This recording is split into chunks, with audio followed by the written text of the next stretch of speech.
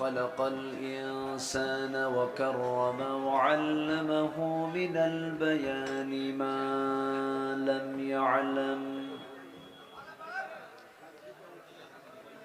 فسبحان الذي لا يحصى امتنانه باللسان ولا بالقلم نشهد أن لا إله إلا الله وحده لا شريك له ونشهد أن سيدنا وحبيبنا ومولانا محمدًا عبده ورسوله الذي أرسله بالحق بشيرا ونذيرا وداعيا إلى الله بإذنه وسراجا منيرا فقد قال الله تعالى في كلامه المجيد وفرقانه الحميد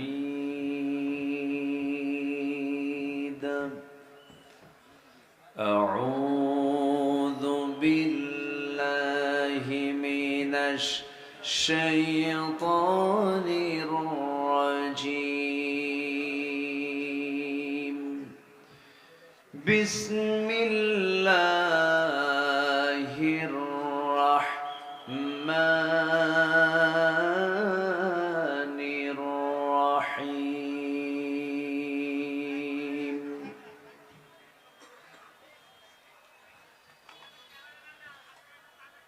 ومن يطع الله ورسوله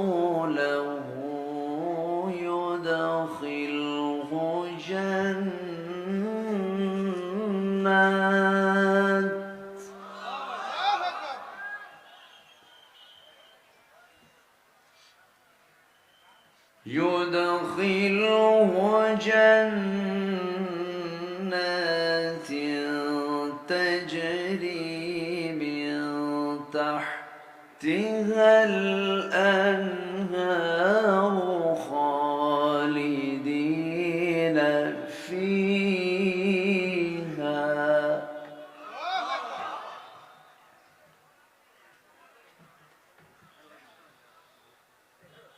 وذلك الفوز العظيم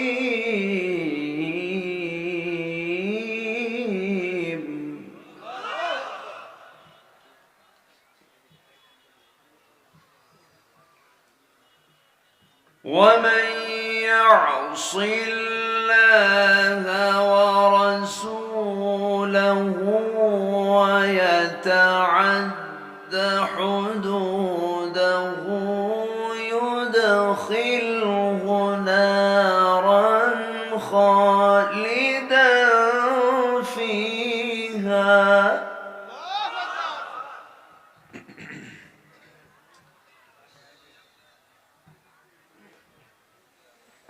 نارا خالدا فيها وله عذاب مهين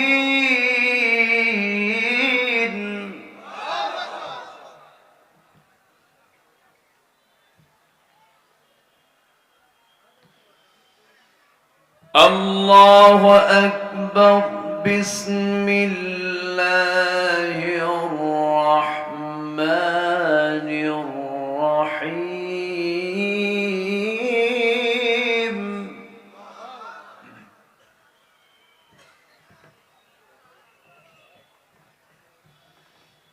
إن الله وملائكته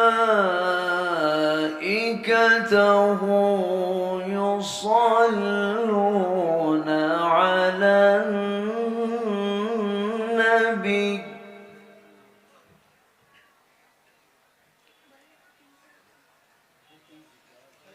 يا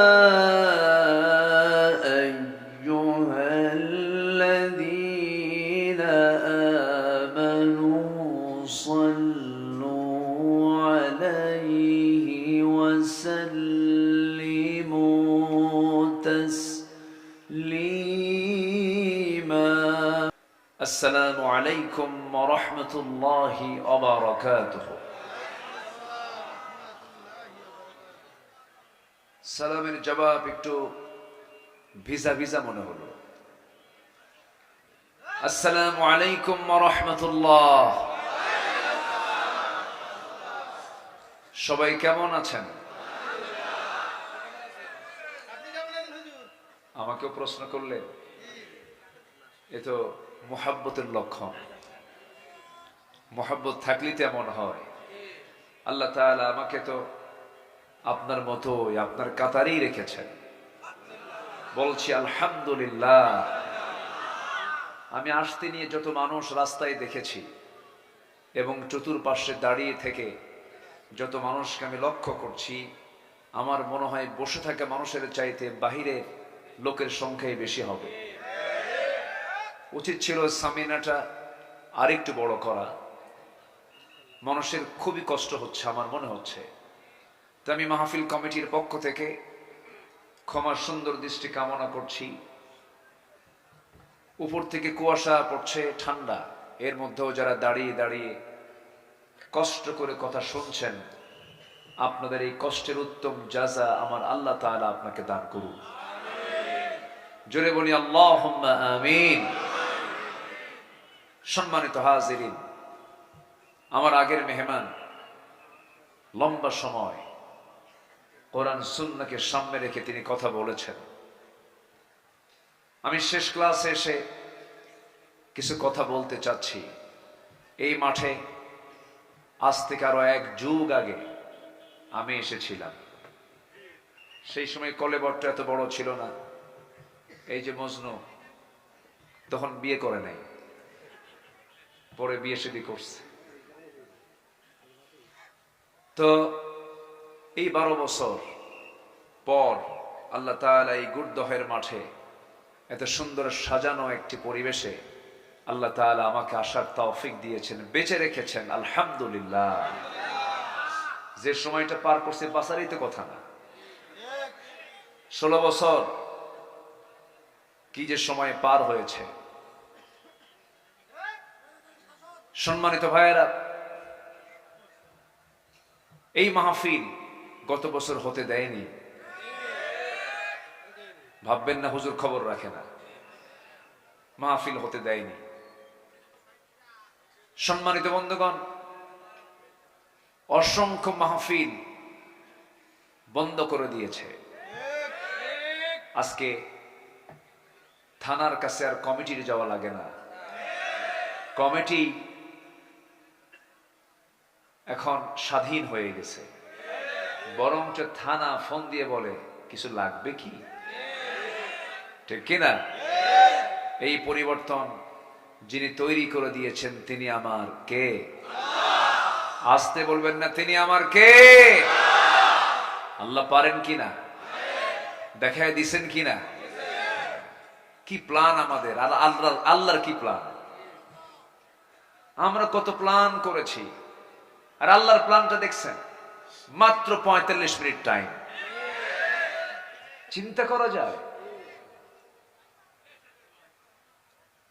কি তার প্রোটোকল ছিল,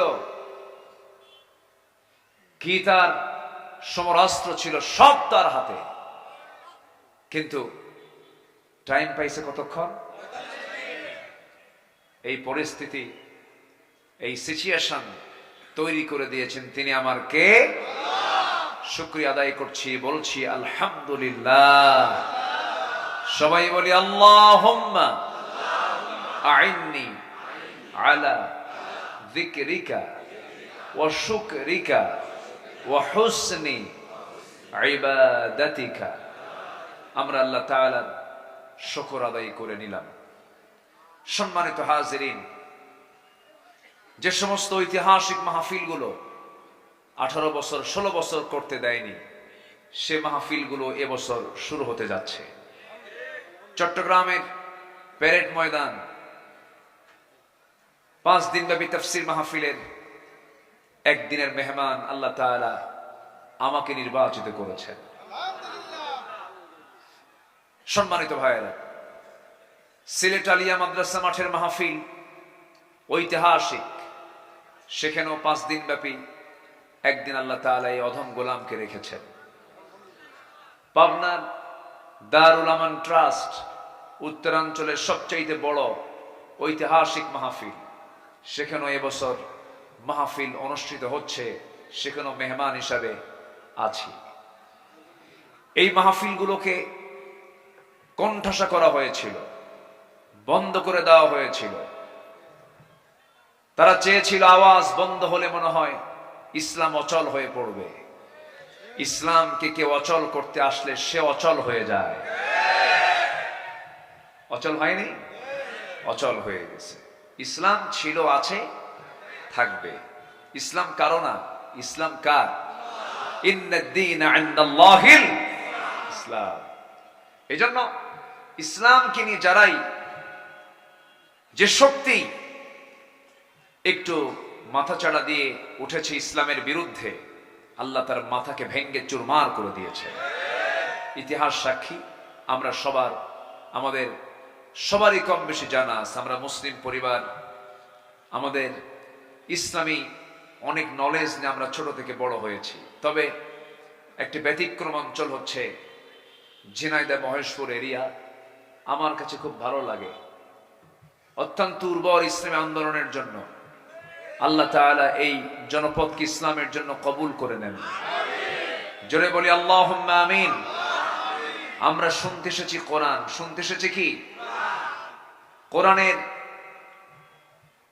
ভেতরে এমন কিছু নাই যা বাদ পড়েছে। আমার আপনার প্রশ্ন ফুরে যাবে, কিন্তু কোরআন থেকে জবাব ফুরাবে না। এমন কিতাব হলো কোরআন, সব জবাব আছে, সব কিছু আছে। আইন চাবেন, আছে। ফিজিক্স কেমিস্ট্রি নেবেন, আছে। সায়েন্স নেবেন, আছে। পরিবার নিয়ে কথা বলতে চান, প্রশ্ন করুন, জবাব আছে। আপনি কি চান? কি রাষ্ট্র চালাবেন? আছে। নাই শব্দ বাদ দিয়ে সবই আছে। জোরে বলি সুবহানাল্লাহ। এই গোটা পৃথিবী সৃষ্টি করেছেন কে? আসতে বলবেন না কে? কোরআনকে প্রশ্ন করুন, কোরআন বলো তো। কোরআন জবাব দিচ্ছে। আল্লাহ রাব্বুল আলামিন বলেন, আল্লাহু খালিকু কুল্লি শাইইন ওয়া হুয়া আলা কুল্লি শাইইন কাদির। প্রশ্ন করুন, কোরআন বলো, মানুষকে কেন সৃষ্টি করা হয়েছে? আমারা আল্লা তা'বুদু ইল্লা ইয়্যাহু যালিকাত-দীনুল কাইয়্যিম। কোরআন বলে দাও, জীবন মৃত্যু কেন সৃষ্টি করা হয়েছে? কোরআন জবাব দিচ্ছে, আল্লাযী খালাকাল মাউতা ওয়াল হায়াতা লিয়াবলুয়াকুম আইয়ুকুম আহসানু আমালান ওয়া হুয়াল আজিজুল গফুর। জোরে বলুন আল্লাহু আকবার। আমার বন্ধুগণ, কোরআনকে প্রশ্ন করুন, কোরআন তোমার কথাগুলো, তোমার নসিহাগুলো, তোমার উপদেশগুলো কারা শুনবে? কোরআন জবাব দিচ্ছে, সায়াযাক্কারু মান ইয়াখশা ওয়া ইয়াতাজান্নাবুহাল আশকাল্লাযী ইয়াসলান নারাল কুবরা সুম্মা লা ইয়ামুতু ফিহা ওয়া লা ইয়াহইয়া ক্বাদ আফলাহা মান তাযাক্কা। জোরে বলুন আল্লাহু আকবার। আপনি কোরআনকে প্রশ্ন করুন, তোমাকে ভয় করে চললে কি প্রতিদান পাওয়া যাবে? বলে দাও কোরআন। কোরআন বলছে লাকিনিল্লাযীনা ইত্তাকাউ রাব্বাহুম লাহুম জান্নাতুন তাজরি মিন তাহতিহাল আনহারু খালিদিনা ফিহা নুজুলাম মিন ইনদিল্লাহ ওয়া মা ইনদাল্লাহি খায়রুল লিল আবরার। জোরে বলুন আল্লাহু আকবার। আমার বন্ধুগণ, এরকম করে আপনি কত প্রশ্ন করবেন? সব প্রশ্নের জবাব কোরআনে আছে না নাই? কিন্তু আসল প্রশ্ন কোরআনকে কেউ করে না। আমাদের কাছেও কিছু কিছু আজগুবি প্রশ্ন জমা হয়। সেদিন এক মাহফিলে প্রশ্ন করতেছে, হুজুর, মুরগিকে যদি হাঁসের ডিম পাড়ানো হয় এটা কি জায়েজ আছে? কি কথা বুঝতেছেন কি আপনারা? মানে মুরগি দিয়া যদি হাঁসের ডিম পাড়ানো হয় এটা কি জায়েজ আছে? দেখেন, প্রশ্ন আর খুঁজে পায় নাই। এই হচ্ছে আমাদের প্রশ্ন। সম্মানিত ভাইয়েরা, কেউ প্রশ্ন করে না যে আল্লাহর দেওয়া আইন অনুযায়ী যদি কেউ বিচার কার্য না ফয়সালা করে, সেটার ফয়সালা ওই সমস্ত ব্যক্তির ব্যাপারে কোরআন কি দিয়েছে। আল্লাহর আইন দিয়ে যারা বিচার কার্য ফয়সালা করে না, আল্লাহর কোরআনে সুস্পষ্ট জানিয়ে দিচ্ছেন তারাই হলো কাফের। যারা কোরআন দিয়ে বিচার কার্য ফয়সালা করে না তারা হলো ফাসিক, তারা হলো জালিম। এই জাতীয় প্রশ্নগুলো কমই আসে। প্রশ্ন আসে কি, ফরজ নামাজের পরে মোনাজাত চলবে কিনা, তারাবির নামাজ নিয়ে প্রশ্ন, এরপরে বেতের নামাজ নিয়ে প্রশ্ন, নূর মাটি নিয়ে প্রশ্ন। কিন্তু একটাবার প্রশ্ন করে না, হুজুর সুদের ব্যাপারে ইসলাম কি বলে? বলে না মদের ব্যাপারে ইসলাম কি বলে, জেনার ব্যাপারে ইসলাম কি বলে। এই জাতীয় কোনো প্রশ্ন আমাদের কাছে খুব কমই আসে। সম্মানিত বন্ধুগণ, আমরা সুন্দর একটি বাংলাদেশ পেয়েছি। এখন পরিবেশটা অনেক অনুকূল, সব কথা বলার একটা পরিবেশ আমরা পেয়েছি। 53 বছরের মধ্যে সবচেয়ে অনুকূল পরিবেশ আমরা পেয়েছি। এই 53 বছর কেউ দেশ চালিয়েছে 25 বছর, কেউ চালিয়েছে 16 বছর, কেউ চালিয়েছে 9 বছর, মাঝখান দিয়ে মঈনুদ্দিন ফখরুদ্দিনরা কয়েক বছর। সব দেখেছি আমরা। এই 53 বছরে যারা দেশ চালিয়েছেন তারা জন্মসূত্রে মুসলমান হলেও ইসলাম দিয়ে তারা দেশ চালান নাই। সব দেখা শেষ। আগামীর দেশ আমরা দেখতে চাই কোরআনের দেশ। রাজি আছেন কারা কারা? হাত উঁচু করে দেখান।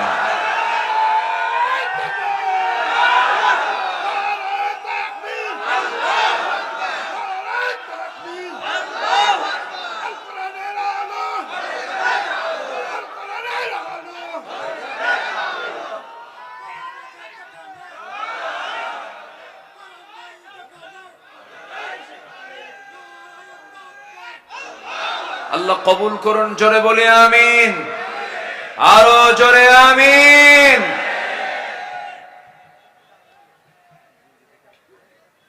নামে মুসলমান হয়ে জান্নাত পাওয়া যাবে না, কামের মুসলমান হতে হবে, ঠিক কিনা? নামে মুসলমান তো বারাক ওবামাও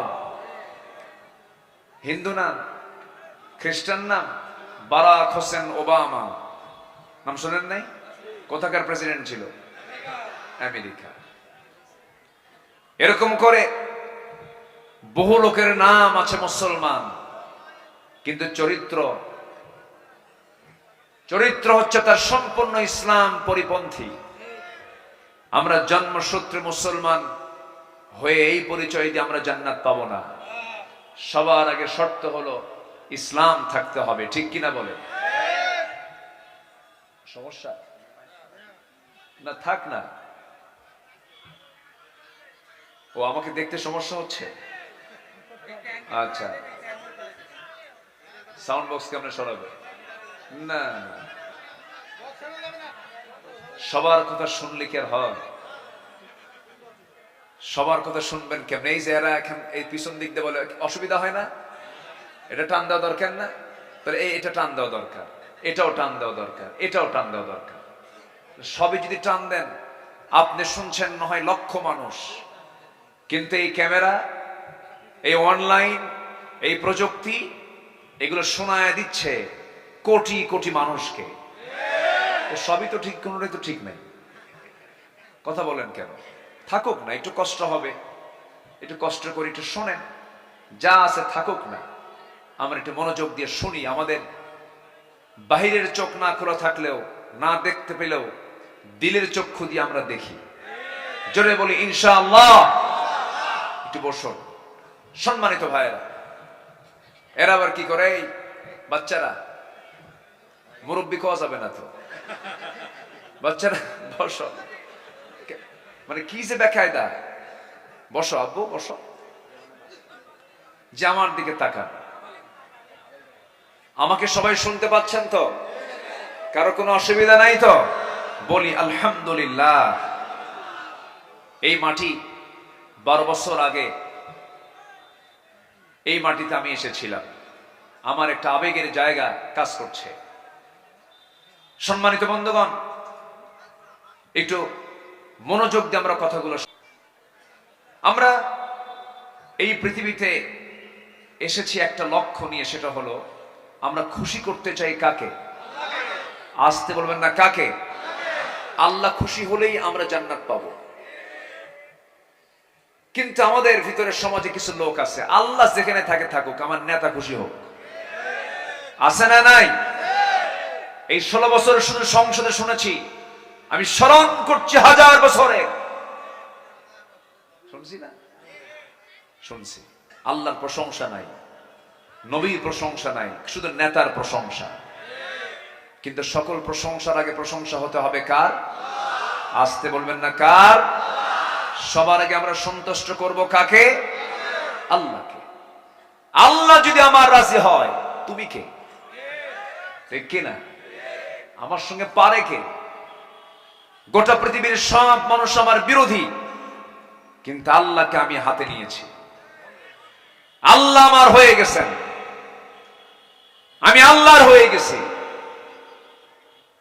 অর্থাৎ আল্লাহ তাআলা বলছেন, যখন কোনো বান্দা আমার দিকে 1 হাত আগায়, আমি তার দিকে 10 হাত আগাই। যদি আমরা আল্লাহর হয়ে যাই, পৃথিবীর কাউকে লাগে? আসতে বলবেন না, লাগে? সে আল্লাহকে কাছে নেওয়ার জন্য দরকার হচ্ছে ইবাদত। কি দরকার বলেন? ইবাদত। এক জায়গায় না সব জায়গায়? আসতে কবেন না, ইবাদত এক জায়গায় না সব জায়গায়? রাতের বেলা যখন বইয়ের সঙ্গে শুয়ে থাকবো, এটা কি ইবাদত নয়? আসতে কয়, ইবাদত নয়? অবশ্যই।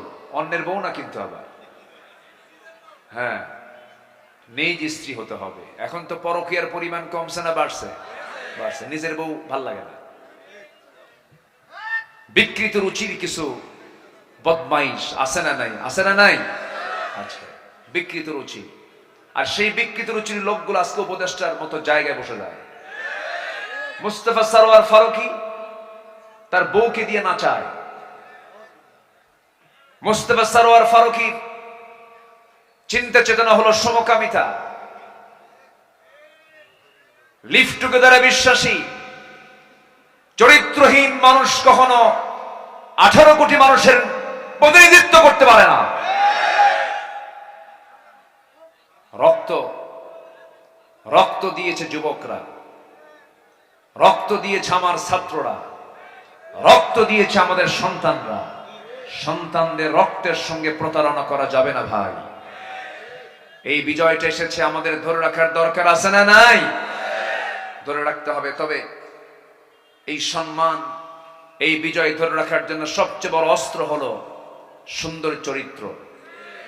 কি বলেন বলেন বলেন বলেন? সুন্দর চরিত্র। ইবাদত দিয়ে আমার নিজের জীবনকে সুন্দর করে সাজিয়ে নিতে হবে। কিন্তু আমি যে ইবাদত করব, ইবাদত আমার কবুল হচ্ছে না, আমার ভিতরে কিছু প্রবলেম আছে। আমার আপনার মধ্যে যদি এই প্রবলেমগুলো থেকে যায়, আমার কোনো দোয়া, কোনো ইবাদত কবুল হবে না। কার কথা? মোটামুটি কোনো বান্দার মধ্যে ভিতরে যদি 10টা অপকর্ম থাকে, 10টা অপকর্ম, অপকাজ যদি থাকে, আল্লাহ তার কোনো ইবাদত কবুল করবেন না। এই 10টা অপকর্মের একটা লম্বা একটা কথা আমাকে বলতে হচ্ছে। আমাকে সময় দিচ্ছেন তো নাকি? আমাকে সবাই সময় দিতে রাজি আছেন তো? আমি এসেছি এখানে মাগরিবের সময়, ভাবছি এসার পর পরই উঠব, কিন্তু আমাকে উঠায় দিতে দিতে মাহফিলের পোস্টারে লেখা থাকে প্রধান বক্তা, মাহফিল এসে হয়ে যায় শেষ বক্তা। শেষে উঠছি। মানুষের এখন যাবার সময়, ফেরার সময় হয়ে যায়। তা আমি খুব বেশি লম্বা সময় নেব তা না, আমাকে একটু সময় দিবেন। আমাদের ইবাদতগুলো কবুল হবে, ওই 10টি অপকর্ম যদি আমরা ছেড়ে দেই। নাম্বার 1, মুনাফিকি ছাড়বো আগে। কি ছাড়বো আগে? মুনাফিক তো জেনাই দেয় নাই, আসতে বলে আছে, মুনাফিক আছে।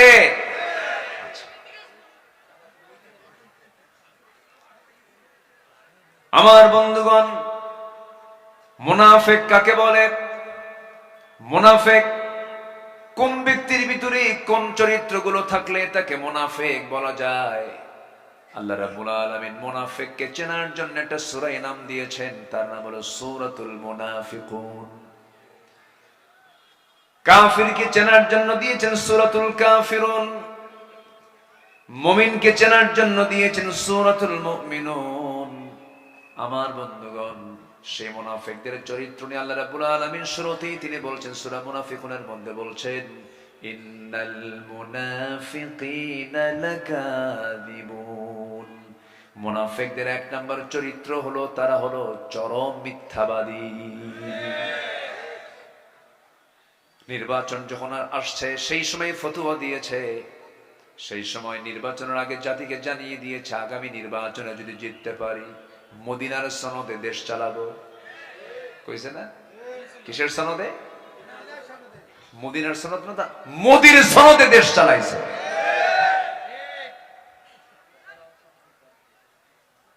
সম্মানিত বন্ধুগণ, মিথ্যা আছে যার ভিতরে, সেই লোকটাই মুনাফিক। এখন এটাকে যদি আপনি বাঁচতে যান, একটু বাঁচতে থাকেন, একটু ছাঁটাই করতে থাকেন, নিজের মধ্যে সম্ভাবনা আছে না নাই? আসতে বলে, আসতে বলে আছে। বড় টেনশনের বিষয়। আমার নবীজির একজন প্রিয় সাহাবীর কাছে মদিনায় আমার নবীজি একজন সাহাবীর কাছে মুনাফিকের তালিকা রেখে দিয়েছিলেন। ওই সাহাবী জানতেন কে কে মুনাফিক। সেই সাহাবীর নাম হলো হুযায়ফা। সাইয়েদনা ওমর ফারুক রাদিয়াল্লাহু আনহু একদিন তার সামনে গিয়ে অঝরে ঝরায় কাঁদতেছেন, কেঁদে কেঁদে বলছেন, ভাই হুযায়ফা, দেখো তো তোমার কাছেই তো সমস্ত মুনাফিকের তালিকা আছে, সেই মুনাফিকদের তালিকার মধ্যে আমি ওমর, আমার নামটা আছে কিনা? কে বলতেছে? কে? উনি কি সাধারণ মানুষ? জান্নাতের সংবাদ পেয়েছেন, দুনিয়াতে বসেই রাসূল যার শানে বলেছেন, আমার পরে যদি নবুয়তের সিলসিলা জারি থাকতো লাকানা ওমর, আমার ওমর নবী হয়ে যেত। এত বড় গুণ সম্পন্ন একজন মানুষ কেঁদে কেঁদে বলতেছে, দেখো তো আমার নামটা সেই তালিকার মধ্যে আছে কিনা।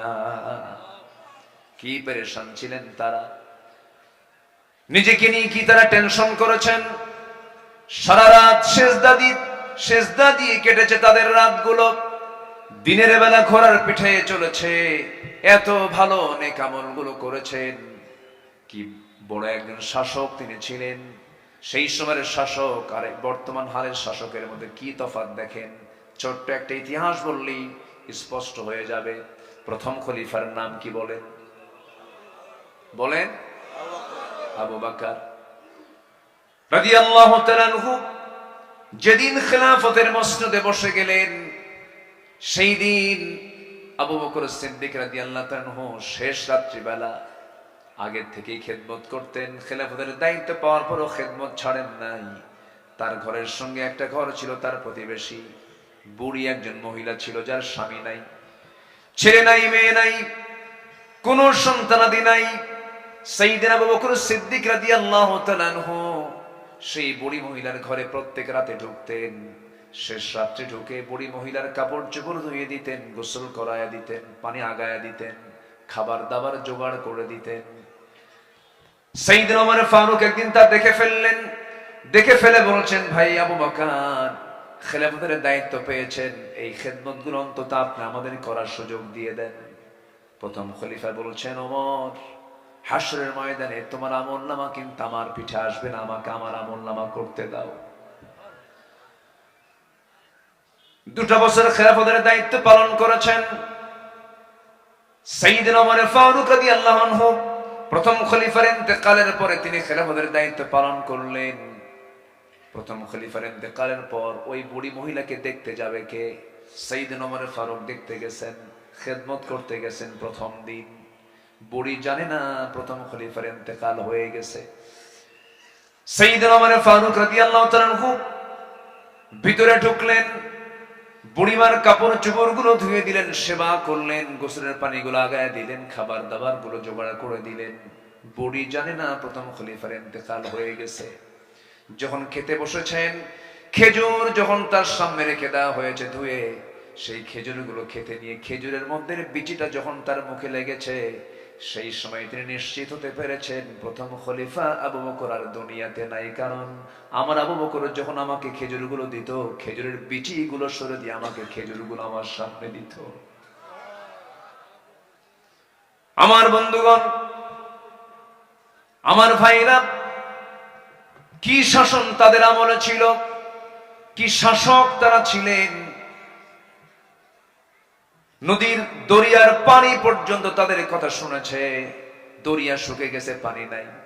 জনগণ গিয়ে বলেছে, ওমর আবাদ হচ্ছে না, সব ধুলায় বালু হয়ে গেছে, সব ধুলায় মলিন হয়ে গেছে, শুকনা হয়ে গেছে, জমিন আবাদ নাই, সেচের ব্যবস্থা নাই, পানি নাই, কি করা যায়? সাইয়েদনা ওমর ফারুক রাদিয়াল্লাহু তাআলা আনহু কাগজে লিখলেন, সেই কাগজটা ভাঁজ করে বললেন, শোনো, দরিয়ার মধ্যে এটা ছেড়ে দাও। দরিয়ে ছেড়ে দেওয়ার সঙ্গে সঙ্গে উপচে পড়া পানির ঢেউ চলে আসা শুরু হয়ে গেছে। আমার বন্ধুগণ, খলিফার সঙ্গে কথা হবে কার? আসতে বলবেন না কার? শাসক বলবে কার সঙ্গে কথা? আসতে বলবেন না কার সঙ্গে কথা? শাসক ভরসা করবে কার উপরে? কিন্তু ইতিপূর্বে যত শাসক আমার দেশে কাজ করেছে, তাদের ভরসা ছিল রাশিয়া, আমেরিকা, দিল্লি, ঠিক কিনা? আমেরিকা আমাকে বাঁচাবে না, ভারত আমাকে বাঁচাবে না, ইউরোপ আমাকে বাঁচাবে না, কোন পরাশক্তি আমাকে বাঁচাবে না। আমাকে বাঁচাবেন যিনি, তিনি আমার কে? আসতে বলবেন না, তিনি আমার কে? একটু অসভ্য সমাজ, বড় বড় সমাজকে রাসূল একটা সুতার কাঠিতে আবদ্ধ করে পৃথিবীর সেরা জাতি উপহার দিয়েছেন। আরবের লোকের মতো জঘন্য মানুষ পৃথিবীতে কখনো কোথাও ছিল না, যারা একটা ভাঙ্গা পাতিলকে কেন্দ্র করে যুগের উপরে যুগ যুদ্ধ লেগে রাখত। যারা হজে গিয়েছেন, সেই স্থানটা এখনো সাক্ষী হয়ে আছে। জীবন্ত মেয়ে সন্তান, নারী সন্তানকে তারা পুঁতে মারত, হত্যা করত। নারী সমাজের কোনো মূল্যায়ন সেই যুগে ছিল না। ওই যুগের নারী সন্তান জন্ম হওয়াকে তারা এটা একটা বিপদ মনে করত, বিপদের কারণ তারা মনে করত। সম্মানিত ভাইয়েরা, সেই যুগে আমার রাসূল নারীকে এমন মর্যাদা দিলেন, রাসূল বললেন, যার ঘরে মেয়ে আছে তার জন্য একটা জান্নাত, এবং নারীর পায়ের নিচে আল্লাহ তাআলা 8টা জান্নাত রেখে দিয়েছেন। আজকে সেই নারীও পৃথিবীর কাছে আজকে হয়ে গেছে একটা ভোগের সামগ্রীর মতো, পণ্য সামগ্রীর মতো, যা ছিল 1500 বছর আগে ওই আরবের ওই সমাজে। আজকে বলা হচ্ছে স্বাধীনতার নামে মেয়েদেরকে উলঙ্গ করে রাস্তায় বের করানো। মেয়েরা উলঙ্গ হয়ে রাস্তায় বের হওয়া তাদের সম্মানের না, এটা অপমানের। বরঞ্চ নারীদের চামড়াকে ঢেকে দেওয়া, পর্দার পরিবেশে রাখাই হলো তাদের সম্মান রক্ষার একমাত্র হাতিয়ার। সম্মানিত ভাইয়েরা, আমার নবীর সামনে এক সাহাবী, সুন্দর চেহারার অধিকারী, নবীর সামনে দাঁড়িয়ে কালিমা ঘোষণা করলেন, ইসলাম কবুল করে নিয়েই হাউমাউ করে কাঁদেন। রাসূল বলছেন, সাহাবী, তুমি দিন গ্রহণ করার পর আবার কাঁদো কেন? হুজুর, ইসলাম তো কবুল করছি, কিন্তু কোনোদিন আমি এরকম মনে করি নাই, কিন্তু ইসলাম গ্রহণের পর আমার একটা বিষয় খুব উকি মারতেছে। কি সেই বিষয়টা? হলো আপনি বলে দিয়েছেন আমাকে আমার সব গুনাহ মাফ হয়েছে, কিন্তু আমার কাছে মনে হয় সব গুনাহ মাফ হলো, একটা গুনাহ আমার মাফ হয় না, সেটা হলো খুনের গুনাহ। কি খুন করেছে তুমি বলো? হুজুর, নিজের হাতে নিজের মেয়েকে আমি খুন করেছি। কেমন করে? ওই যুগের সময়, ওই যুগের কারণে, ওই সময়ের কারণে মেয়ে সন্তানকে আমি মনে করতাম বিপদের কারণ, হত্যা করেছি।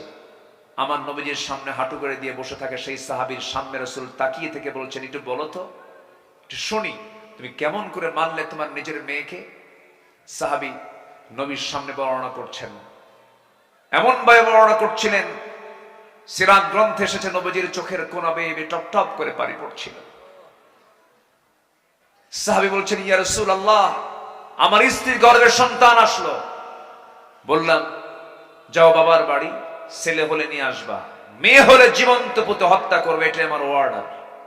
বউটা আমাকে না বলে মেয়ে সন্তান হয়েছে, মারে নাই, ধীরে ধীরে সন্তানকে বড় করেছে। সন্তানকে বড় করার পরে যখন 6 বছর বয়স, হঠাৎ করে আমার দৃষ্টিগোচর হলো, আমার চোখের সামনে পড়ে গেছে আমার মতো নখ, আমার মতো হাত, আমার মতো চোখ, আমার মতো কপাল, আমার মতো মাথার চুল। চট করে ধরে ফেললাম, বউটার সামনে দাঁড় করায় বললাম, বউ সত্যি করে বলো তো, আল্লাহর কসম করে বলো, এই সন্তানটা কার সন্তান? সঙ্গে সঙ্গে আমার বউটা বলতেছে, আপনার সন্তানের তথ্য আমি কতক্ষণ গোপন করবো, এই সন্তানটা আমাদের ঔরস থেকে এসেছে। হুজুর, আমি অগ্নিশর্মা হয়ে গেলাম, প্রচন্ড ক্ষেপে গেলাম, রেগে গেলাম। বউটাকে বুঝতে দিলাম না, সমাজের কারণে এতটাই পাশবিক হয়ে গেলাম, অভিনয় শুরু করে দিলাম। মেয়েটাকে কোলের মধ্যে নিয়ে আদর করে করে বলছি, মা তোমাকে আমি বহুদিন আদর করি না, তুমি আমার একমাত্র মেয়ে, তোমাকে বেড়াতে নিয়ে যাব। এইরকম করে আমি তাকে ফাঁকিবাজি করে ফাঁকি দিয়া সুন্দর পোশাক পরে নানির বাড়ির নাম করে রওনা দিলাম। নানির বাড়ির দিকে না রওনা দিয়া আমি চললাম জঙ্গলের দিকে। জঙ্গল পার হচ্ছি, মেয়েটার মুখ ধীরে ধীরে ছোট হয়ে যাচ্ছে। জঙ্গল পার হয়ে গেলাম, সামনে দুপুরবেলা কোদাল হাতে নিলাম, গর্ত খনন শুরু করে দিলাম। বারবার মেয়েটা বলে, বাবা নানির বাড়ি তুমি নাকি যাবে, তুমি এখানে গর্ত খনন কেন করো, কি হয়েছে? হুজুর, মেয়ে তো জানে না আমি কার জন্য গর্ত খনন করতেছি। আমার মুখে দাড়ি ছিল, দাড়ির মধ্যে আমার মেয়েটা তার কচি হাত নখগুলো ঢুকায় দিয়ে আমার সেই দাড়ি থেকে ময়লাগুলো, মাটিগুলো সরায় সরায় বারবার দিচ্ছে। আমি ঘেমে যাই, ঘর্মাক্ত দেহ থেকে ঘামগুলো মুছে দেবার জন্য গামছা দিয়া ঘামগুলো বারবার মুছে মুছে দিয়ে বলে, বাবা এত ঘামতেছো কেন, এত কষ্ট করছো কেন, গর্ত খনন করে তুমি কি করবা? আমার আদর করে, আমার দাড়ির ময়লা সাফ করে দেয়, আমার গায়ের ঘাম গামছা দিয়ে মুছে দেয়। আমি কিচ্ছু বললাম না। গর্ত খনন যখন শেষ হয়ে গেছে, মেয়েটাকে বললাম, মা দেখো তো গর্ত খনন কেমন হয়েছে।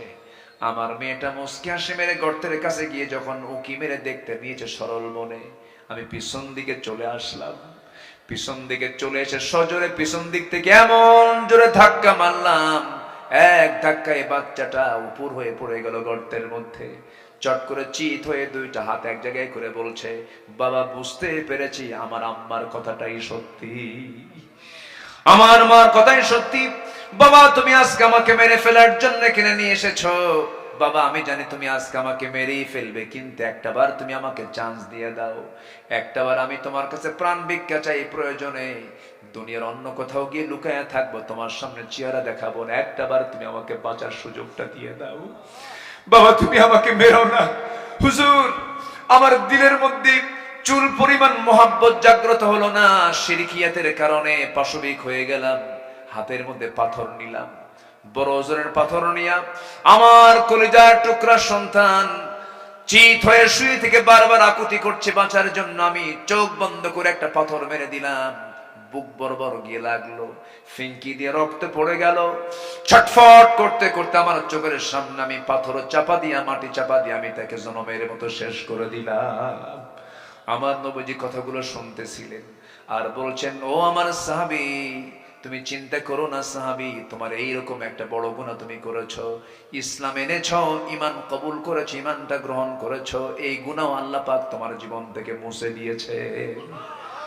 আমার বন্ধুগণ, সেই বর্বর, সেই অসভ্য, সেই অজ্ঞ জাতিকে যদি রাসূল 100 কাঠিতে আবদ্ধ করতে পারেন, কোন তন্ত্র মন্ত্র দিয়ে নয়, দুনিয়ার কোন বিধিবিধান দিয়ে নয়, দুনিয়ার কোন আইন কানুন দিয়ে নয়, কি দিয়া? কোরআন দিয়া। আজকেও যদি এই কোরআন দিয়ে যদি আমরা সমাজ, পরিবার, রাষ্ট্র যদি গড়ার উদ্যোগ নেই, বাংলার জমিন হবে গোটা পৃথিবীর 200 কান্ট্রির জন্য একটা রোল মডেল। আমরা দেশকে সাজাতে চাই কোরআন দিয়ে। রাজি আছেন? আল্লাহ কবুল করুন, জোরে বলি আমিন। কোন বেনামাজি নেতা হবে না। আস্তে কোন কেন? কোন চোর নেতা হবে না। চোর তো দেখলাম 16 বছর 18 লক্ষ কোটি টাকা দেশ থেকে, 11 লক্ষ কোটি টাকা দেশ থেকে পাচার করেছে। দেশের ঋণ ছিল হলো ওদের আমলে 18 লক্ষ কোটি টাকা। এমন সংসার গড়েছে, ঋণ রেখে পালাতে বাধ্য হয়েছে তারা। সম্মানিত ভাইয়েরা, সেই দেশকে সাজানোর জন্য, সেই দেশকে বেগমান করার জন্য একমাত্র এখন দরকার হলো যোগ্য নেতৃত্বের। কোন চাঁদাবাজ, কোন সন্ত্রাসী, কোন জেনাকার, কোন চরিত্রহীন লম্পটের নেতৃত্বে বাংলার জমিন আমরা হতে দেব না। রাজি আছেন কারা কারা? হাত উঁচু করে দেখান।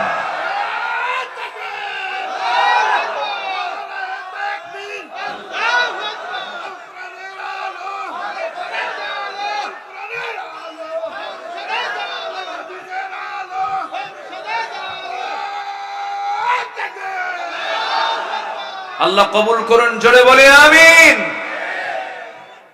আমাদের দেখা কম হলো না। আমার মনে হয় ধোঁকা দেওয়ার দিক থেকে গোটা পৃথিবীর মধ্যে সবচাইতে ধোঁকাবাজ নেতা হলো আমার দেশের নেতাগুলো। কষ্ট পাচ্ছেন? গবেষণা এসেছে, বৈদেশিক সাহায্য এই 53 বছরে যা এসেছে বাহির থেকে, এই দেশের বৈদেশিক সাহায্য যা এসেছে, এর 75% চলে গেছে নেতাদের পকেটে। জনগণ পায় নাই।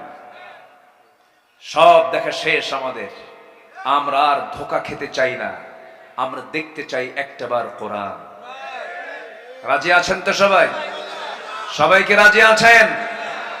যে নেতা নামাজ পড়বেন আগে বলবে তুই আগে নামাজ ধর, তোর বউকে পর্দা করা, ইসলাম মেনে চল, সুদের কারবার বাদ দে, মদের বোতল বন্ধ করো। এইভাবে আপনি নসিহা করবেন। সম্মানিত ভাইয়েরা, মুগ্ধ জীবন দিয়েছে শহীদ আবু সাইদ, বুকটা পেতে দিয়েছে, গুলির সামনে মাথা নত করেনি। ঠিক কিনা? আবু সাইদ মারা যায় আর আমার দেশের মুফতিরা ফতুয়া দেয় ও শহীদ না। তুমি কোন কসু? তুমি কোন কসু হইছ? মরা এত সস্তা না, যত রক্ত লাগে দেব, প্রয়োজনে লোক পাঠাবো, আমি যাব না। কি ঠিক কিনা বলে? এই চরিত্র আবু সাইদের ছিল না। আবু সাইদ মুগ্ধরা রিয়ালি দেশকে ভালোবাসে, জুলুম থেকে বাঁচার জন্য 18 কোটি মানুষকে জগদ্দল পাথর থেকে বাঁচানোর জন্য তারা বুকের তাজা প্রাণ ঢেলে দিয়েছে। আর এরা ফতুয়াবাজি করে। কষ্ট পাচ্ছেন নাকি? কথা বলবো? সবাই কথা শুনতে রাজি আছেন?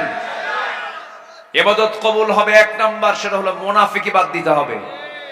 বুক মুখ 2 রকম না 1 রকম? বলেন, বুক মুখ 2 রকম না 1 রকম? এক মুখে যা বলবো বুকেও তা রাখবো, বুকে যা রাখবো মনে যা রাখবো মুখেও তা বলে ফেলবো। যার বুক এবং মুখ এক নাই হলো টাটকা মুনাফিক। আছে না নাই?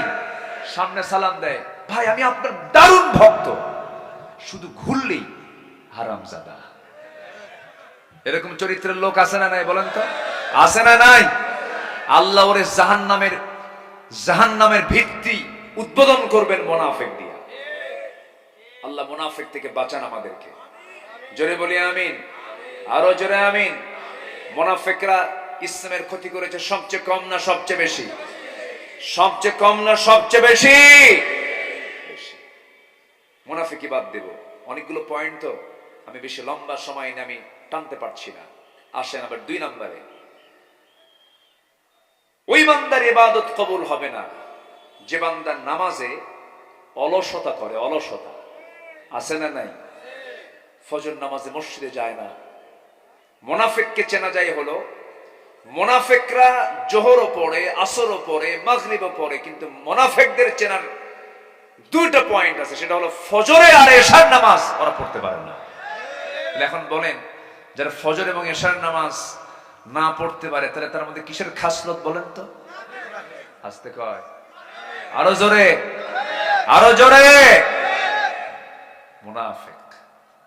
ফজর কি সবাই পড়বো? আস্তে বলে, সবাই কি পড়তে রাজি আছেন? আমার নবীজির হাদিস, রাসূল বলে দিয়েছেন, যদি কোনো বান্দা ফজর নামাজ এবং এশার নামাজ যদি বা জামাতের সঙ্গে আদায় করে, গোটা রাত নফল নামাজ কিয়ামুল লাইল করে করে, রাত্রি জেগে জেগে দাঁড়িয়ে দাঁড়িয়ে রুকু সিজদা করলে যে সওয়াব হবে, তার চেয়ে বেশি সওয়াব আল্লাহ রাব্বুল আলামিন তার আমলনামায় দিয়ে দেন। একটা ইতিহাস মনে পড়ে গেল আমার, বলবো? কোনো কষ্ট নাই তো? আপনার পাশে থেকে যদি কেউ উঠতে চাই, জোর করে ধরবেন, একটু বসায় দিবেন। ওঠে কেন?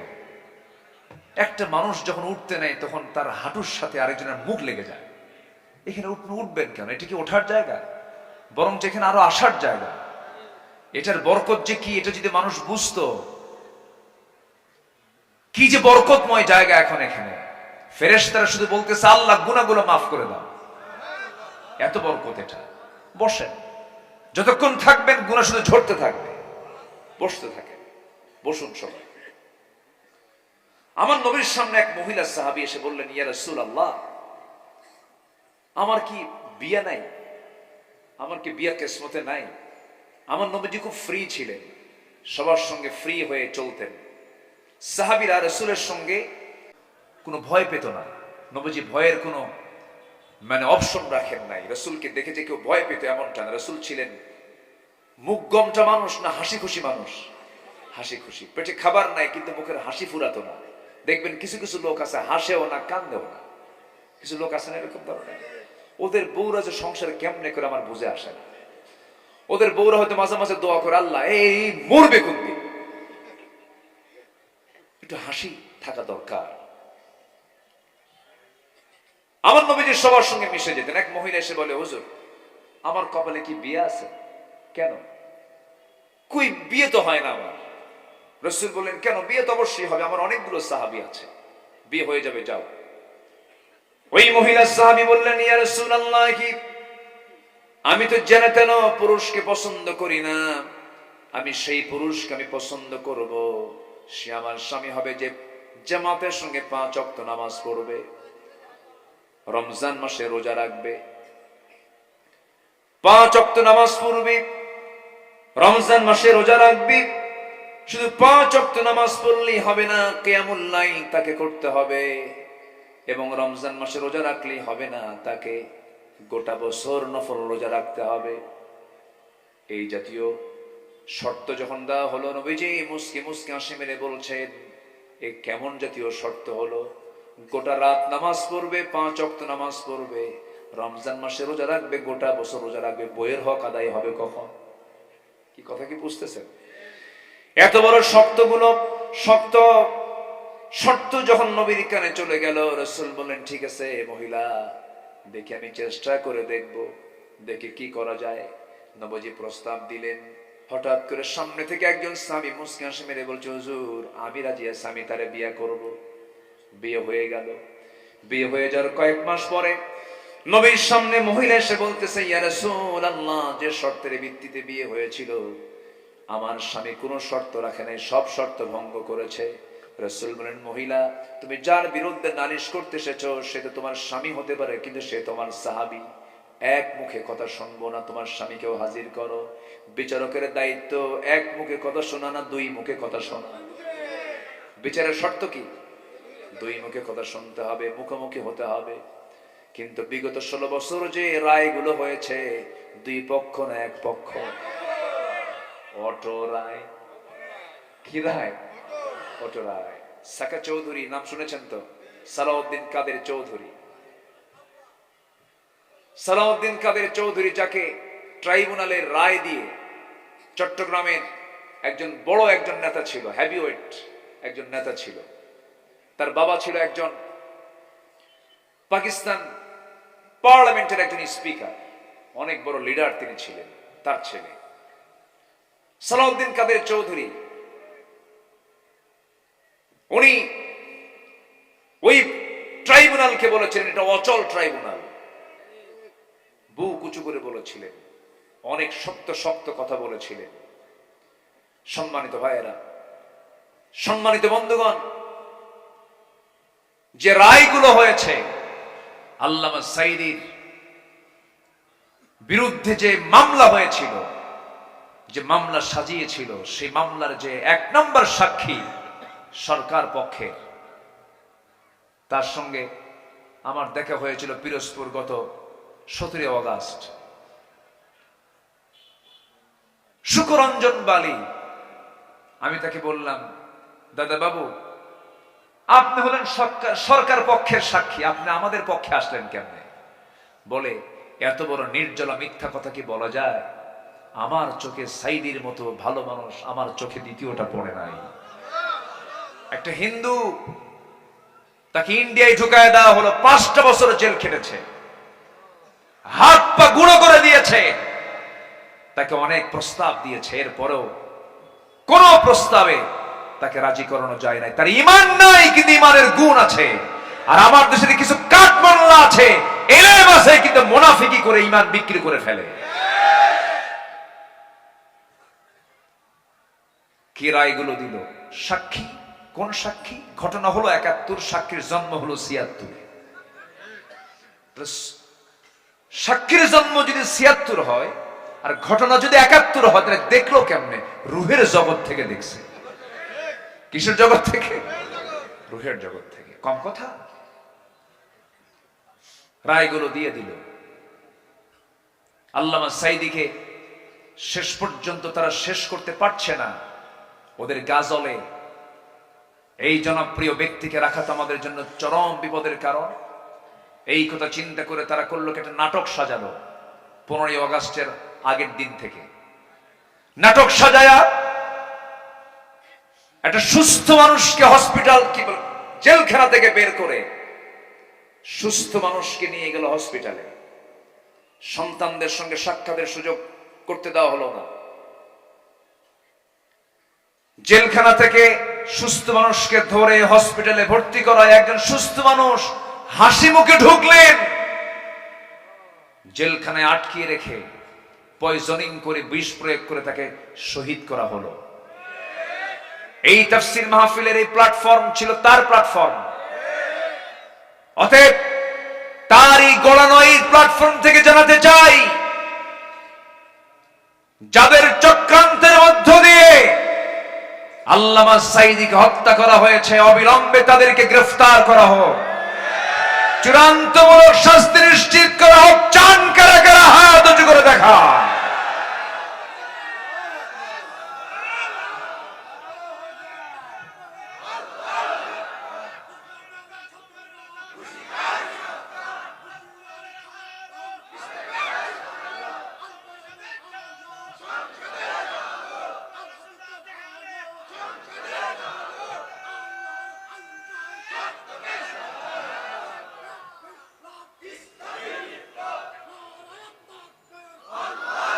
আল্লাহ কবুল করেন, জোরে বলে আমিন। খুনির কোনো ক্ষমা নাই, ঠিক কিনা? যে খুনি, তার কোনো ক্ষমা আছে? কোনো ক্ষমা নাই। আরে মেরে ফেললো, আগুনটা ধরায় দিল কেমনে? মরা লাশ গাড়ি সহ, প্রিজন ভ্যান সহ পুড়ে দিয়েছে। সম্মানিত ভাইয়েরা, এইগুলো, এই যে সদ্য ঘটে যাওয়া প্রতিটি হত্যার বিচার অবশ্যই হওয়া সময়ের দাবি। আসতে বলবেন না, জোরে বলুন, ঠিক কিনা? কম চালান চালায় নাই। এই 16 বছর জেলখানায় ছিল সাধারণ মানুষ বেশি না আলেম ওলামা বেশি? আমারও নিয়ে গেছিল, আমার নিচে সবার আগে, শুরুর দিকে। 2014 সালে আমার প্রথম মামলা হয়। 2000 সালে এই সরকার যখন 96 আসে, 96 এর শেষে 2000 এর একটু আগ দিয়ে তারা একটা আইন পাশ করেছিল, জন নিরাপত্তা আইন, মানে গদি নিরাপত্তা আইন আইন পাশ করেছিল। সে আইনের ধারায় আমার বিরুদ্ধে মামলা হয়। সেই সময় ব্যারিস্টার মওদুদ আহমদ হাইকোর্ট থেকে একটা আগাম জামিন আমি নেই। এরপরে আবার নির্বাচন হলো, সরকার নতুন চলে আসলো। আবার 2008-এর পরে এই গভর্নমেন্ট আসার পর যে মামলা হয়েছে, সেই মামলায় আমাকে জড়ানো হয়েছে। 2018 সালের দিকে হঠাৎ করে পুলিশ আমার বাড়িতে ঘেরাও করে ফেলেছে, ধরে নিয়ে চলে গেল। জেলখানায় ঢুকলাম, বলে হুজুর একটু থাকেন। ঢুকলাম ভিতরে, সামনে এক মুরব্বী দাঁড়ানো জেলখানার ভিতরে। আমার দেখে সালাম একখান লম্বা দিল, দিয়ে কয়, হুজুর আপনি জেলখানায়? খুব খুশি হয়েছি। বললাম এটা আবার কেমন কথা? জেলখানায় ঢুকলাম আমি, আপনি খুশি হলেন কেন? হুজুর দূর থেকে ওয়াজ শুনি, এত শখ, মুসাফা করব পারি না, কথা বলবো পারি না, মনের তৃপ্তি মতো আপনাকে দেখার এত ইচ্ছা পারি নাই, আর এত সহজে ধরা দিলেন, এ কি বেজার হওয়ার কথা? বয়স 85 বছর তো, উনি ওনার আবেগ থেকে বললেন। বললাম চাচা আপনি কেন জেলখানায়? কে বাবা আমার বিরুদ্ধে মামলা দিছে। কি? বিস্ফোরক। বললাম কেন, আপনি কোথায় বোমা মারছেন? কে বাবা খালি বোমা না, ককটেল। বলো তো, আমাকে বলতেছে, বলো তো বাবা, আমার এই চামড়া কুচকানো হাত উঁচা করতে পারি না, আমি নাকি এই হাতে নাকি বোমা মারছি? 85 বছরের বৃদ্ধ মানুষের নামে মামলা দিয়েছে, বিস্ফোরক মামলা। এগুলো হাস্যরসের কারণ হয়েছিল। সম্মানিত ভাইয়েরা, ফেরাউন বেঁচে ছিল 1600 বছর, এরা ছিল 16 বছর। সংখ্যার যে মিল হলো কেমনে বুঝলাম না, কি ঠিক কিনা? অনেক কিছু করেছে। আল্লাহ পারে না? আল্লাহ পারে না? খালি কয় খেলা হবে। এই কথাটাই তো আপত্তিকর। এই কথাটা নোংরা কথা। যারা নোংরা নেতা তারা এই জাতীয় কথা বলতে পারে। কিসের খেলা হবে? আমরা কোনোদিন খেলতে আসিনি দুনিয়া, আমরা ইবাদত করতে এসেছি দুনিয়াতে। দুনিয়া খেলার জায়গা নয়, দুনিয়া ইবাদতের জায়গা। এত নোংরা নোংরা কথা তারা মুখ থেকে বের করেছে। সে নারায়ণগঞ্জের এক নেতা, কি বুঝতেছেন তো? বুঝতেছেন তো? কি চাপা দেখছেন? এত চাপা, শক্ত, ট্রাকের চাকা ওর উপর উঠলো, চাপা ভাঙবে না, এত চাপা। কই? ওরা কয় আমরা পালাই না, আমরা পালাই না। তো গেছে কই? সম্মানিত ভাইয়েরা, এই দেশের আলেমরা কোথাও পালায় নাই, ঠিক কিনা?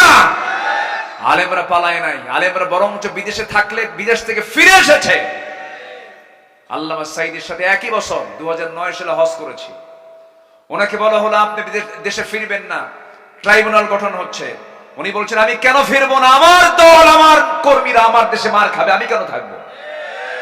উনি ফিরে এসেছেন দেশে, জেল কেটেছেন 13 বছর। শেষ বিদায় নিয়েছেন হাসি মুখে, জাতিকে বুঝাইয়া দিয়েছেন আমি খুশি। আলেমরা পালায় না। ওরা রাজাকার বলে গালি দিয়েছে, পাকিস্তানের রাজাকার বলেছে, কেউ পাকিস্তান যায় নাই।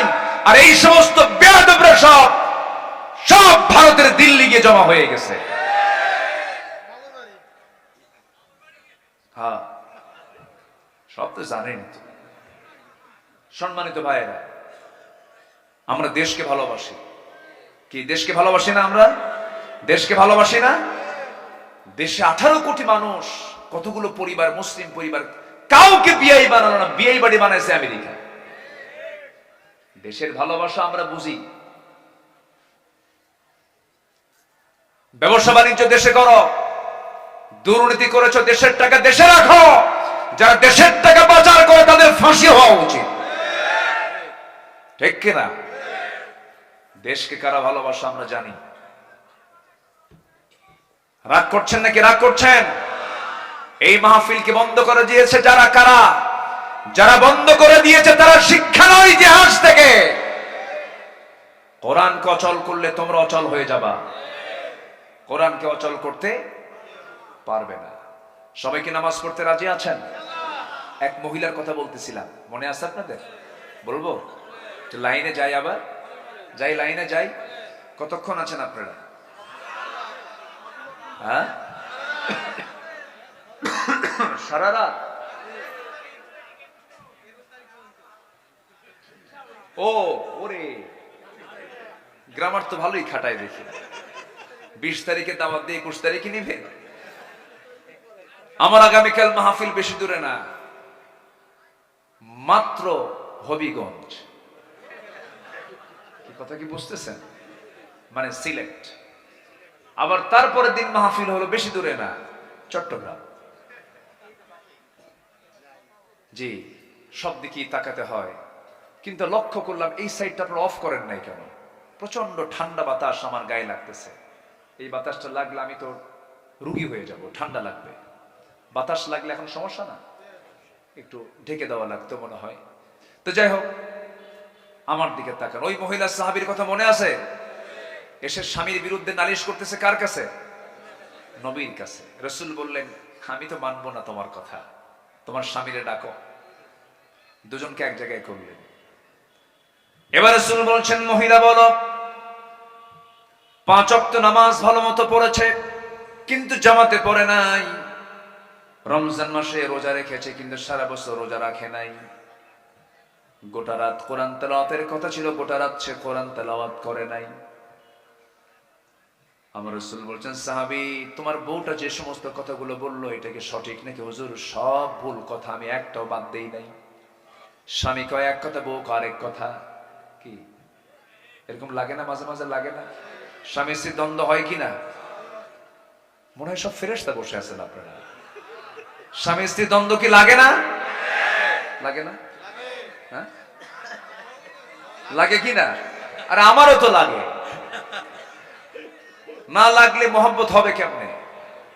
একটু অভিমান, একটু একটু রাগারাগি, একটু ক্ষোভ, একটু অভিমান, অনেক কিছু অনুরাগ আসে, এতে মহব্বতটা আরো গাঢ় হয়।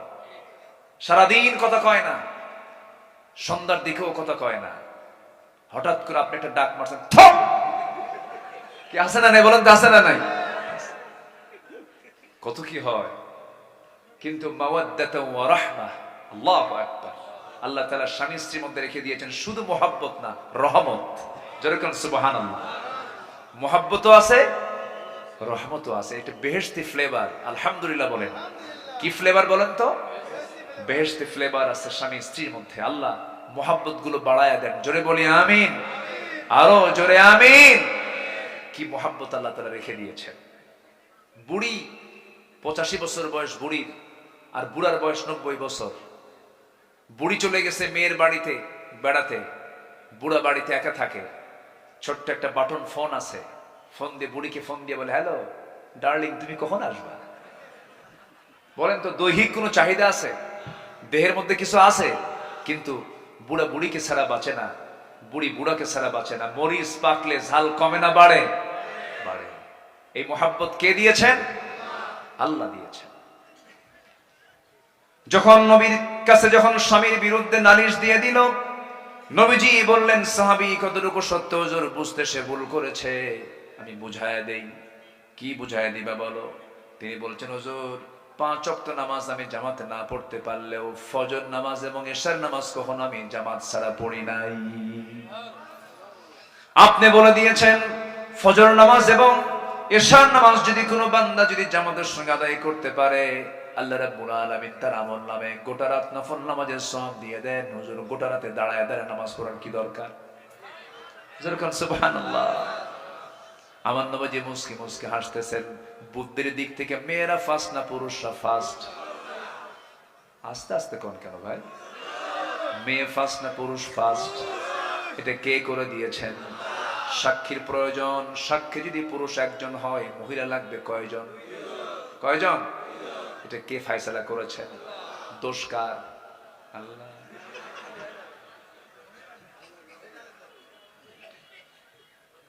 মেয়েদেরকে সম্পত্তি অর্ধেক করে দিয়েছেন, তাও আল্লাহর ফয়সালা। এর মানে আমার মা ভুল বুঝবেন না, আল্লাহ আপনাদেরকে জ্ঞানটা অর্ধেক করে দিয়েছেন, একটু কম করে দিয়েছেন, কারণ সমান সমান বুদ্ধি হলে কি বোঝেন না কি হবে? ফাইট হবে। আল্লাহ বোঝেন তো, বুদ্ধি সমান সমান হলে পরে মিলবে না, দুইজনই বুদ্ধিজীবী হয়ে যাবে। যত বড় জ্ঞানী মহিলা হোক না কেন, দেখবেন প্রধানমন্ত্রী হলেও, বড় বড় নেতা হলেও, যদি কোনো মহিলা যদি বড় কোনো মহাজ্ঞানী হয়ে যায়, কিন্তু তাদের রান্নাঘরটা দারুণ পছন্দের, রান্না করে তারা যেয়ে বসে। আবার মেয়েদেরকে যখন আপনি প্রশংসা করবেন, পুরুষকে প্রশংসা করলে পরে পুরুষ মাইন্ড করে, আর মেয়েদের যদি আপনি প্রশংসা করতে নিয়ে বলেন তুমি আমার চোখে, আপনি যদি আপনার বউকে বলেন খুব সুন্দর, আয়নার সামনে গিয়ে বলবে না আমি আসলেই সুন্দর। ঠিক কিনা? এটা মেয়েদের নেচার। কেন দিয়েছেন আল্লাহ রাব্বুল আলামিন? তাদের আকলটাকে একটু খাটো করে দিয়েছেন। আকলটাকে খাটো না করলে পরে তো সংসারের জীবন হতো না। মেয়েদেরকে একটু প্রশংসা করবেন বেশি বেশি, দেখবেন তারা খুব খুশি হয়ে যাবে। বউ যদি কালো হয় কখনো কালো বলে সম্বোধন করবেন না, বউ যদি একটু খাটো হয় খাটো বলে সম্বোধন করবেন, রাসূল মানা করে দিয়েছেন। কোন স্ত্রীর দুর্নাম কখনো করবেন না, স্ত্রীর কোন ব্যাড সাইড কখনো স্ত্রীর সামনে প্রকাশ করবেন না। আমার নবী আম্মা জান খাদিজা নবীজির চাইতে 15 বছরের বড় একজন বুড়ি মহিলা ছিলেন। রাসূল মাঝে মাঝে বলতেন আমার খাদিজা যদি আমার জীবনের শেষ সময় পর্যন্ত থাকতো, আমার দ্বিতীয় কোনো বিবাহের প্রয়োজন হতো না। জোরে বলুন সুবহানাল্লাহ। আম্মা জান আয়েশাকে বলতেন আয়েশা তুমি আমার চোখে সবচেয়ে শ্রেষ্ঠ, আমি তোমাকে দারুণ ভালোবাসি। আমার নবীজি খুব পছন্দ করতেন আম্মা জান আয়েশাকে। মাঝে মাঝে বলতেন ও হুমায়রা, ও লাল টুকটুকে, ও সুন্দরী, এদিকে আসো, আপনার বউটাকে আপনি সুন্দর করে সম্বোধন করে ডাক দিন, সুন্দর করে মোহাব্বত করুন, কাছে টানুন। আল্লাহর কসম পরিবারটা জান্নাতের টুকরা হয়ে যাবে। শাসন দিয়ে বউকে ভালো করতে পারবেন না, পিঠায় বউটাকে ভালো করতে পারবেন না। সুন্দর একটি ব্যবহার করুন, পাশে বসুন, মাঝে মাঝে নিজেই তরকারিটা কুটে দেন, মাঝে মাঝে পাশে বসে বসে তার খেদমত একটু করার চেষ্টা করুন। প্রত্যেক দিন আপনার জন্য কত সুন্দর রান্না বান্না করে, একদিন আপনি নিজেই একটু রান্না করে গিয়ে বসলেন, পাশে একটু বসে গল্প করলেন, একটু খুনসুটি করলেন। আমার নবীজি মাঝে মাঝে করতেন। আমার নবীজির সামনে 4 স্ত্রী একদিন এসে বলতেছে হুজুর আপনি সত্যি করে বলুন তো আমাদের মধ্যে গন্ডগোল লাগছে, আপনি সত্যি করে বলুন আমাদের 4 জনের মধ্যে আপনি কাকে সবচেয়ে বেশি ভালোবাসেন? রাসূল বললেন এমন প্রশ্ন করছো গন্ডগোল লাগার প্রশ্ন, আমি কার নামটা বলবো এখন বলবো না, কিন্তু চিন্তা ভাবনা করে কালকে বলবো, যাও পাঠায়া দিলেন। এবার করলেন কি সন্ধ্যার সময় মোট 8টা খেজুর নিলেন 4টা স্ত্রীর জন্য, 2টা করে প্যাকেট করে আম্মা জান আয়েশার ঘরে আগে ঢুকে বলছেন আয়েশা আমি তোমার জন্য 2টা খেজুর নিয়ে এসেছি, আমি তোমাকে খুব ভালোবাসি, আই লাভ ইউ। কি কাকে বলবে? আজ থেকে কাকে বলবেন? স্ত্রীকে, নিজের বউ কিন্তু। এটা যেন মনে থাকে। তাহলে বউকে আই লাভ ইউ বলা জায়েজ আছে না নাই? উহিব্বুক, আমি তোমাকে দারুণ ভালোবাসি আয়েশা, এই যে তোমাকে 2টা খেজুর দিয়ে গেলাম, এই তথ্য যেন কোনো আমার স্ত্রী কানে না যায়, আমি তোমাকে খুব ভালোবাসি। কিন্তু এই কথা বলে আম্মা জান আয়েশার ঘর থেকে আবার অন্য বউয়ের ঘরে ঢুকলেন, অন্য স্ত্রীর ঘরে গিয়ে একই কথা বলেন, 2টা খেজুর দিয়ে আসলেন। 4 স্ত্রীর ঘরে 8টা খেজুর সমান করে দিয়ে একই কথা একই বক্তব্য দিয়ে পছন্দ করে মোহাব্বতটা দিয়ে চলে আসলেন। পরের দিন সকালবেলা বুক ভরা আশা নিয়ে 4 বউ একসাথে রাসূলের সামনে হাজির হয়েছে। বলতেছে হুজুর আপনি আজকে বলতে চেয়েছেন আপনি কাকে সবচেয়ে বেশি ভালোবাসেন। আমার নবীজি মজা করে বলতেছে আমি তাকে সবচেয়ে বেশি ভালোবাসি, গত রাত্রিতে আমি যাকে লুকায় লুকায় 2টা খেজুর দিয়ে আসছি। যা জোরে বলে সুবহানাল্লাহ। কি কন্ট্রোলিং পাওয়ার! বিশ্ব নবী শুধু নবী না, স্বামী বটে। আল্লাহু আকবার বলে। ম্যানেজ করেছেন সবকিছু তিনি। কি কন্ট্রোল তার মধ্যে ছিল! যুদ্ধে গিয়ে যোদ্ধাদের কন্ট্রোল করেছেন, পরিবারে এসে সন্তানদের কন্ট্রোল করেছেন, সাহাবীদেরকে নিয়ে নামাজে কন্ট্রোল করেছেন। প্রত্যেকটা জায়গায় আমার নবীজি মডেল। আল্লাহু আকবার বলেন। এবার বলছেন ও মহিলা, তোমার স্বামীর বিরুদ্ধে তুমি যে নালিশগুলো করেছো, তুমি তো বুঝতে পারো নাই, তোমার স্বামীতে কোনো কিছুই বাদ দেয় নাই। 2 রাকাত নামাজ জামাতে পড়েছে, গোটা রাতের নফল নামাজের সওয়াব হয়ে গেছে। ঘুমানোর পূর্বে হুজুর আমার বউটাকে নিয়ে আমি যখন ঘুমাতে গিয়েছি, আমার বউটা এবং আমি একই বালিশে শুয়ে পড়েছি। যখন ঘুমাতে যাব সূরা ইখলাস 3টা বার আমি তেলাওয়াত করেছি।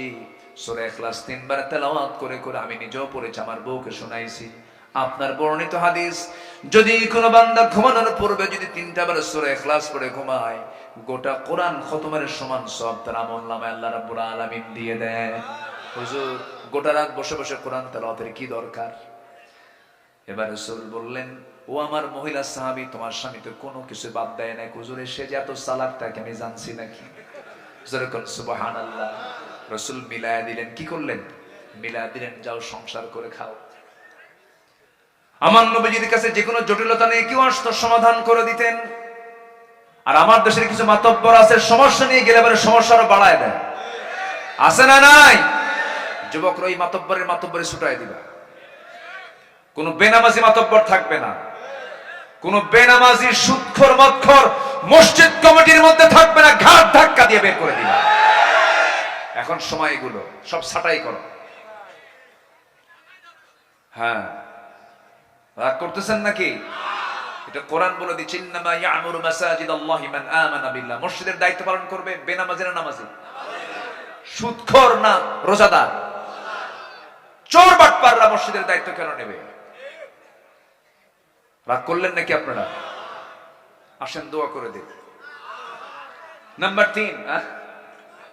3, আল্লাহ এবং রাসূলের সঙ্গে যারা অবাধ্যতা এবং সীমা লঙ্ঘন করবে। আমি যেখান থেকে তেলাওয়াত দিয়ে শুরু করেছিলাম, দেখেন মূল পয়েন্ট আসতে কত সময় লেগে যাচ্ছে। আল্লাহ রাব্বুল আলামিন বলেন, وَمَن يَعْصِ اللَّهَ وَرَسُولَهُ وَيَتَعَدَّ حُدُودَهُ يُدْخِلْهُ نَارًا خَالِدًا فِيهَا وَلَهُ عَذَابٌ مُهِينٌ। জোরে বলুন আল্লাহু আকবার। আল্লাহ এবং রাসূলের সঙ্গে যারা সীমা লঙ্ঘন করবে, আল্লাহ তাদেরকে চূড়ান্ত জাহান্নাম দিয়ে দিবেন, স্থায়ী জাহান্নাম দিয়ে দিবেন। চরম শাস্তি তাদের জন্য বরাদ্দ হয়ে যাবে, তাদের দোয়া কবুল হবে না। নাম্বার 4, আল্লাহর সঙ্গে যারা শিরিক করবে। নাম্বার 5, সামনে পেছনে যারা পরনিন্দা করবে। নাম্বার 6, আল্লাহকে ভুলে থাকবে যারা, মন্দ কাজের যারা আদেশ করবে। নাম্বার 7 হলো শয়তানের পদাঙ্ক যারা অনুসরণ করবে। নাম্বার 8 হলো রিয়া বা লোক দেখানো কোন ইবাদত যারা করবে, তাদের কোনো দোয়া আল্লাহর দরবারে মঞ্জুর হবে না। নাম্বার 9 হলো কুফরি যারা করবে, তাদের কোনো দোয়া কবুল হবে না। নাম্বার 10 হলো আল্লাহর সঙ্গে যারা মিথ্যা দৃঢ় অঙ্গীকার করবে, তাদের কোনো দোয়া কবুল করবেন না। তিনি কে? নারায়ে তাকবীর, নারায়ে তাকবীর। বসেন। অনেক বড় মাহফিল, চুয়াডাঙ্গা থেকে মাহফিলে লোক আসছে, পার্শ্ববর্তী থানা থেকে লোক এসেছে, 50 কিলোমিটার 30 কিলোমিটার 40 কিলোমিটার লোক থেকে লোকগুলো এসেছে। যত বড় মাহফিল হয় উচিত তত দ্রুত মাহফিলে উঠে দ্রুত মাহফিল শেষ করা উত্তম হয়, এটা উচিত। তবে যাই হোক, কেউ উঠবেন না না বলে আমি এতটাই খুশি হয়েছে আপনাদের উপরে। 12 বছর আগে আপনাদের যে আদব আখলাক ছিল, এখনো সে আদব আখলাকটাই আছে। বলি আলহামদুলিল্লাহ। অনেক সুন্দর, আপনারা কেউ নড়াচড়া করেন নাই। বসুন। দোয়াটা কি মাহফিলের একটা অংশ না? বলেন তো, একটা অংশ তো, শেষ ফিনিশিং তো এটা। দোয়া না করে আপনি যাবেন, এটা কেমন কথা? আর একজন উঠতে নিলে সবাই তাকে ফলো করে, বরঞ্চ তাকে উচিত তাকে বসায় দাও। একটু বসেন। এই যে আপনি উঠতেছেন, আমার আলোচনার আগ্রহ হারায় যাচ্ছে। বসেন। কেউ না উঠি আমরা, তাহলে ইবাদত কবুল হবে। আমি এই 10টা পয়েন্টের যে কথাগুলো বললাম, ব্যাখ্যা দিয়ে বলতে পারলাম না। মাহফিলটা যদি 5 দিন হতো, তাহলে মজা করে কিছু কথা বলা যেত। আগামী থেকে আমি এরকম একটা প্ল্যান আমি হাতে নিয়েছি, একই জায়গায় মিনিমাম 3টা দিন করে মাহফিল করা। ভালো হয় না এটা? এই মাহফিল আমার কাছে একটা মডেল মাহফিল মনে হয়েছে। এই প্রত্যন্ত অঞ্চলে এত সুন্দর একটা তারা সাজানো গোছানো তারা আয়োজন করেছেন। আল্লাহ তুমি এই মাহফিলকে কবুল করো। জোরে বলি আল্লাহুম্মা আমিন। এই মাহফিল কমিটিকে তুমি আল্লাহ কবুল করো। যে যেখানে আছেন আমার ভাইরা, আমরা জাস্ট 12টার ভিতরেই মাহফিলের আমরা সমাপ্তির দিকে আস্তে আস্তে চলে যাব। সম্মানিত বন্ধুগণ, যে যেখানে আছেন আমরা সবাই আস্তে করে বসে